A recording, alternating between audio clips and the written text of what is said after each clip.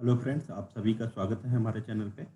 आशा करते हैं आपको हमारे वीडियो पसंद आ रहे होंगे। बाल विकास और शिक्षा मनोविज्ञान की सीरीज में नए प्रश्न हम लेकर आए हैं आपके सामने। पहला प्रश्न, भारतीय संविधान के किस अनुच्छेद में 6 से 14 आयु वर्ग के बच्चों के लिए निःशुल्क व अनिवार्य शिक्षा का अधिकार शामिल किया गया है? इसमें अनुच्छेद 21A।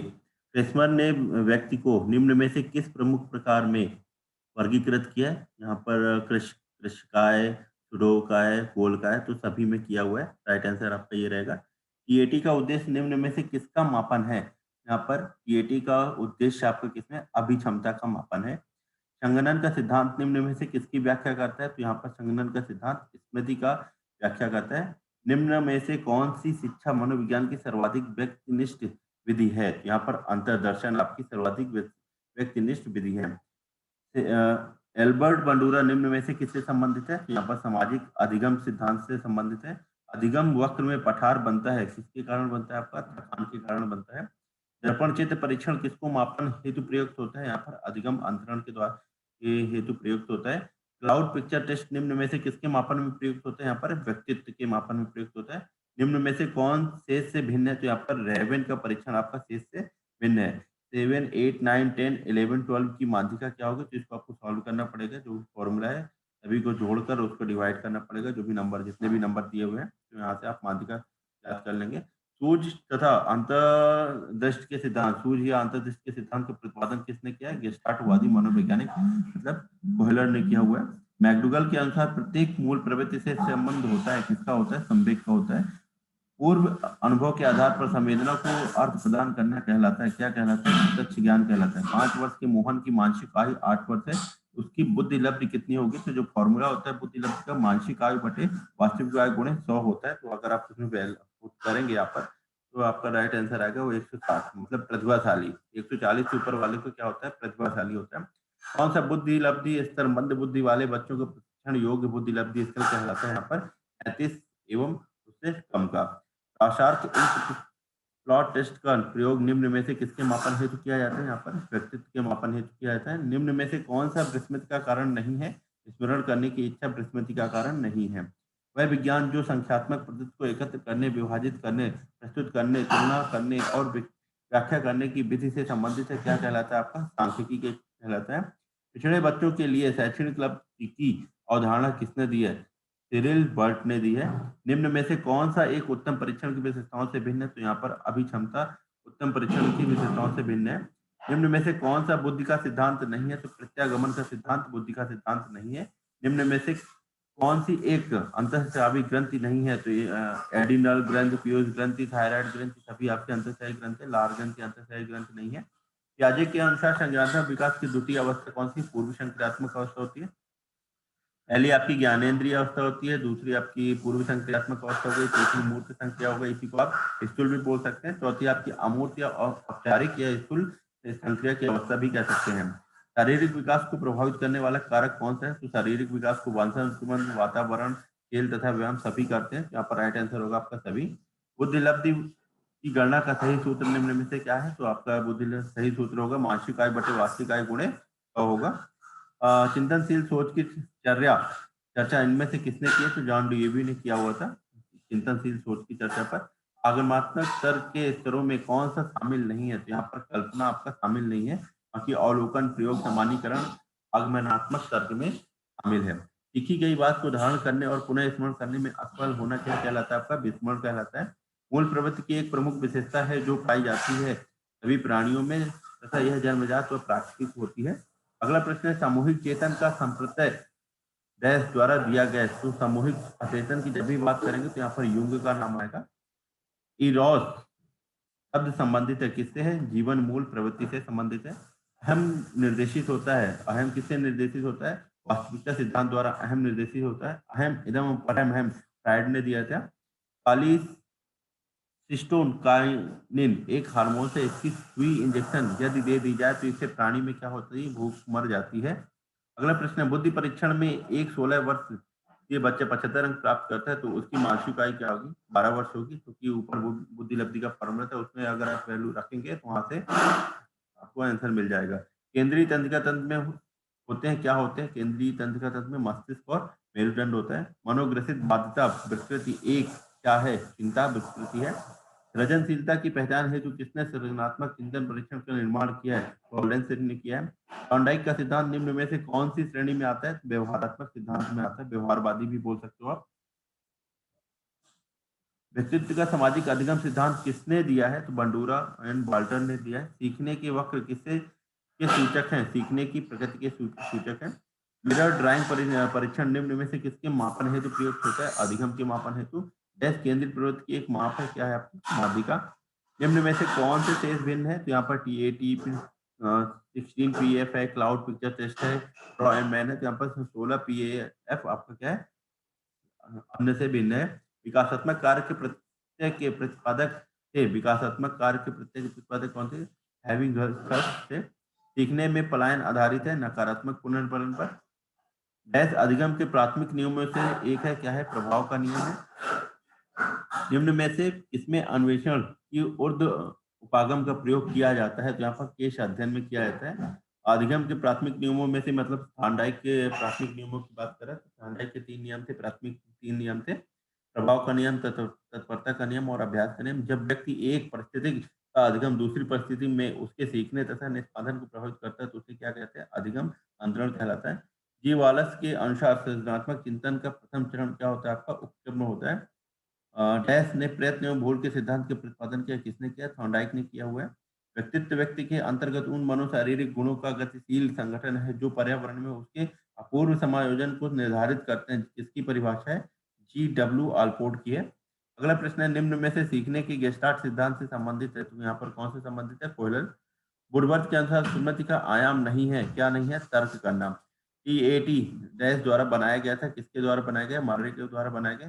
भाषा वह घटक है जो ध्वनि की गति के अनुकूल अनुक्रम संचालन एवं उसकी रचना से संबंधित नियम की चर्चा करता है, उसे क्या कहते हैं? उसे स्वर विज्ञान कहते हैं। लक्ष्य निर्देशित व्यवहार में बाधा आना डैश कहलाता है, क्या कहलाता है? कुंठा। आंख के रंग को कौन सा कारक प्रभावित करता है? आनुवांशिकता प्रभावित करता है। आधार आयु निम्न में से किसके मापन से संबंधित है? बुद्धि से। शिक्षक द्वारा कक्षा में डांट पड़ने पर छात्र यदि घर आकर अपनी छोटी बहन पर गुस्सा इजहार करता है तो किसका उदाहरण है? विस्थापन का उदाहरण है। निम्न में से कौन सा व्यक्तित्व का प्रक्षेपी परीक्षण नहीं है? तो यहाँ पर 16 पीएफ परीक्षण व्यक्तित्व का प्रक्षेपी परीक्षण नहीं है। आवश्यकता का पदानुक्रम सिद्धांत किसने प्रतिपादित किया था? मैस्लो ने प्रतिपादित किया हुआ। इसमें निम्न स्तर और उच्च स्तर आते हैं। टोटल 5 अवस्थाएं दिया था क्रम में। सबसे पहले आपकी भूख जरूरी होती है, फिर शिक्षा होती है, सुरक्षा होता है, प्रेम होता है, इस टाइप से ऐसा करके निम्न स्तर है, उच्च स्तर है। निम्न में से किसको मुख्य अधिकारी ग्रंथ कहते हैं? यहाँ पर थायराइड को मुख्य अधिकारी ग्रंथ कहते हैं।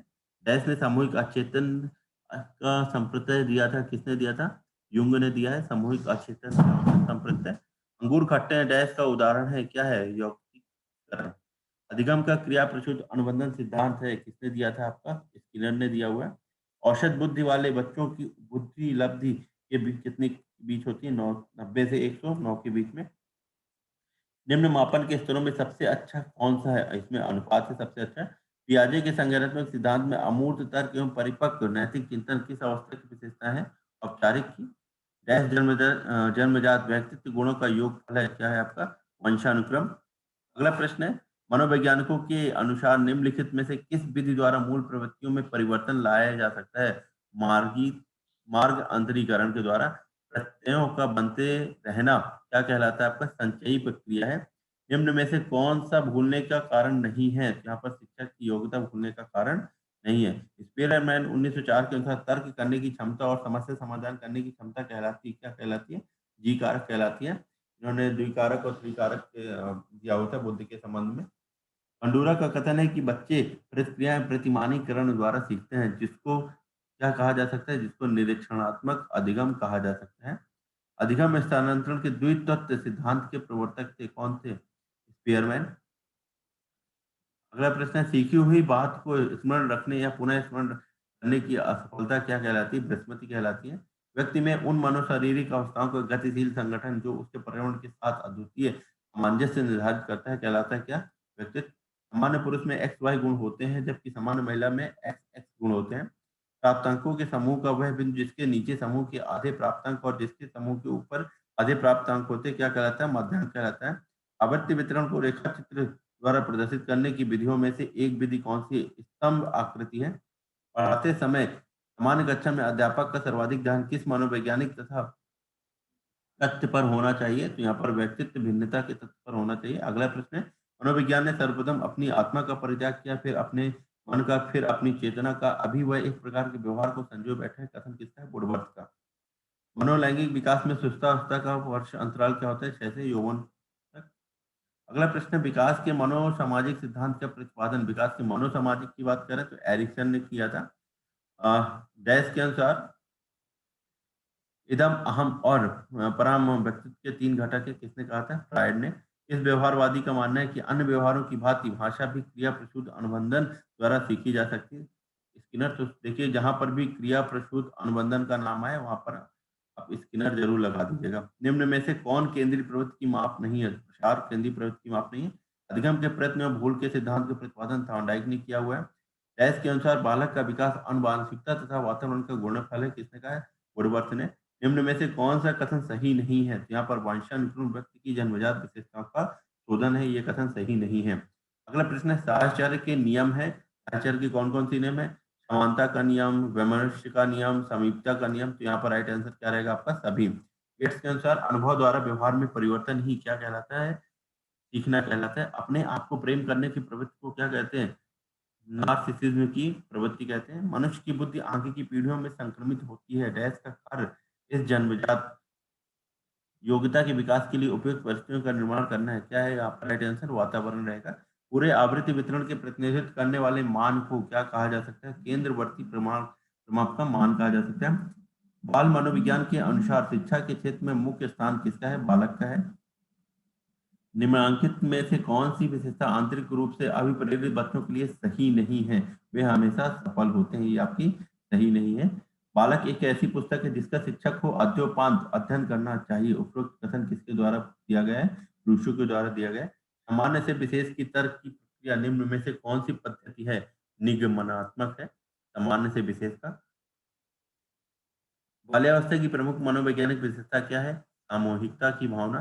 किशोरावस्था में संवेगों की तीव्रता किस प्रकार प्रकट होती है? यहाँ पर तो व्यवसाय की समस्या, प्रतिकूल परवरिश समस्या, नई परिस्थिति के साथ समायोजन। तो उपयुक्त अभी आपका राइट आंसर रहेगा। 140 से अधिक बुद्धि लब्धि वाले बच्चों को किस श्रेणी में रखा जाएगा? प्रतिभाशाली में। सृजनशीलता मौलिक परिणामों को अभिव्यक्त करने की मानसिक प्रक्रिया है। उपरोक्त कथन किसके द्वारा किया गया है? प्रो एंड प्रो के द्वारा। प्रयास और भूल सिद्धांत के प्रतिपादक कौन है? थॉर्नडाइक है। सीखने के पठार के निराकरण के लिए क्या नहीं करना चाहिए? उसे दंडित करना चाहिए। जिस वक्र रेखा में प्रारंभ में सीखने की गति तीव्र होती है और बाद में यह क्रमशः मंद होती जाती है, उसे क्या कहते हैं? उसे उन्नतोत्तर वक्र कहते हैं। रुचि का संबंध किससे होता है? अवधान से होता है। सीखे हुए ज्ञान कौशल या विषय का अन्य परिस्थितियों में उपयोग करने को कहते हैं क्या? सीखने का स्थानांतरण। व्यक्तित्व भिन्नता का क्या अर्थ है? कोई दो व्यक्ति शारीरिक, मानसिक योग्यता और संवेगात्मक दशा में समान और एक समान नहीं, एक जैसे नहीं होते हैं। ये आपका राइट आंसर रहेगा। अगला प्रश्न है, मानसिक स्वास्थ्य विज्ञान का प्रमुख उद्देश्य क्या है? बालक के मानसिक स्वास्थ्य की रक्षा करना, कुसंयोजन का निराकरण करना। तो यहाँ पर राइट आंसर क्या हो जाएगा? सी। अगला प्रश्न है, निम्न में से आज छात्रों के अंक इस प्रकार है, उपरोक्त की माध्यिका ज्ञात कीजिए। तो यहाँ पर राइट आंसर क्या रहेगा आपका? सी 40। अनुबंधन की प्रक्रिया में प्रथम सोपान निम्न में से कौन सा है? तो यहाँ पर उत्तेजना प्रथम सोपान में से है। अगला प्रश्न है, स्मृति सीखी हुई वस्तु का सीधा उपयोग है। उपरोक्त कथन किसका है? वुडवर्थ का है। निम्न में से कौन सी दशाएं ध्यान को आकर्षित करने की आंतरिक दशा नहीं है? यहाँ पर उद्दीपन की स्थिति आकर्षित करने की आंतरिक दशा नहीं है। संवेग की उत्पत्ति किससे होती है? मूल प्रवृत्तियों से होती है। अभिप्रेरण के लिए अक्षर आवश्यकता शब्द का प्रयोग किया जाता है। विद्यार्थियों में प्रत्यय विकास या निर्माण के लिए शिक्षक को क्या चाहिए? को उपरोक्त सभी क्रियाएं करनी चाहिए। अगला प्रश्न है, चिंतन मानसिक क्रिया का ज्ञानात्मक पहलू है। परिभाषा है, ये किसने कहा है? रॉस ने कहा था। कल्पना के विकास के लिए ज्ञानेंद्रियों को प्रशिक्षित करना चाहिए, कहानी सुनाना चाहिए, रचनात्मक पूर्ण विकास करना चाहिए। उपयुक्त सभी करना चाहिए। राइट आंसर होगा उपयुक्त सभी। निम्न में से कौन सा लक्ष्य किसी मापक उपकरण के लिए सर्वाधिक वांछनीय है? यहाँ पर विश्वसनीयता। विश्वसनीयता। सस्टन और लिंकर्ट निम्न में किसके मापन से संबंधित है? अभिवृत्ति। उत्सुकता परीक्षण निम्न में से घटक है किसका है आपका सृजनात्मकता का। निम्न में से कौन सृजनात्मकता से संबंधित नहीं है मितव्ययिता। गैंगने निम्न में से किससे संबंधित है अधिगम का श्रेणी क्रम से संबंधित है। बुद्धिलब्धि के संबंध में क्या सत्य है कालानुक्रम आयुष्य वृत्तुम संबंधी। 16 पीएफ का प्रयोग किसके मापन हेतु किया जाता है व्यक्तित्व के मापन हेतु किया जाता है। बुद्धि का तरल मोजेक मॉडल किसने दिया है कैटल ने दिया था। बच्चे के संज्ञानात्मक विकास हेतु उत्तम स्थान कौन सा है विद्यालय एवं कक्षा का वातावरण है। अभिप्रेरणा के स्रोत कौन कौन से हैं चालक इच्छा आवश्यकता उपयुक्त सभी है आपका आंसर। व्यवहार में होने वाले स्थायी परिवर्तन जो अभ्यास के कारण होते हैं कहा जाता है क्या कहा जाता है आपका सीखना।